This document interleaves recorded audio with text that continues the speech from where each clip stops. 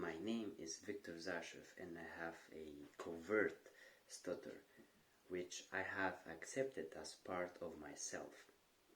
I do not need to hide it anymore. And if you want my one-to-one coaching to personally help you with your specific stutter, click the link down below right now. For so long, I was constantly stressed about what other people thought of me, what other people thought of my stutter. I think that's common among many covert stutterers. If you don't know what type of stutter you have, there are two types, covert and overt. A covert stutter is usually mild and not as noticeable, and the person does anything he can to hide it from others, whereas a overt stutter is very severe and very noticeable, and the person can't really hide it from anyone. I have a covert stutter, so before my self-improvement, I tried to hide it from everyone. When I met a new person, I was always stressed to hide my stutter from them because I thought that it made me less of a person. I even kept count of which person has heard my stutter. You can say that this stressed me out, and it certainly did a lot. Whenever I stuttered in front of a person, I would always check mark their name in my mind.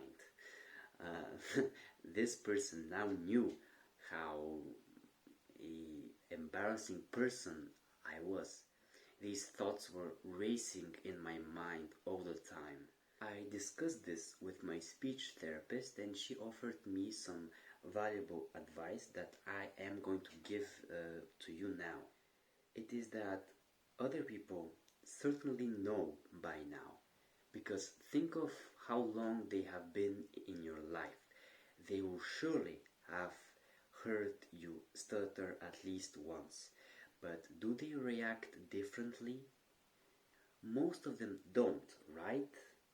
They know that you stutter, but they don't think that your stutter makes you any less of a person. Now, a small percent of people will make fun of you, but these people do not deserve to be in your life, and you should cut them out as soon as possible. After this advice, something clicked in my mind, and I began to treat my stutter differently. The thing that I found out is that if you have a covert stutter as I have, the whole aspect of trying to be secretive is much more disruptive than the stutter itself. The reaction to your stutter is the problem. Your stutter may be mild, but it is sometimes noticeable. That's the problem. Your speech is almost perfect. That's why the need to hide it exists. We're all perfectionists deep down. To decrease this need for secrecy, if you have a covert stutter, I recommend to take action. And here are the 10 things that I think that you need to do to improve your stutter. Then you need to start talking to someone about your problem. You need to dispel this need for secrecy. That's why you have to admit that you have a problem to your parents, to a close friend, to a speech therapist, and you need to talk to them openly about your problem. And the story of how I first admitted my stutter to a close friend can be found here. You can reach a point when you don't feel any anxiety when you meet a new person. A moment when you feel at peace in social situations. I know that because I have done it. It took me around a year and a half.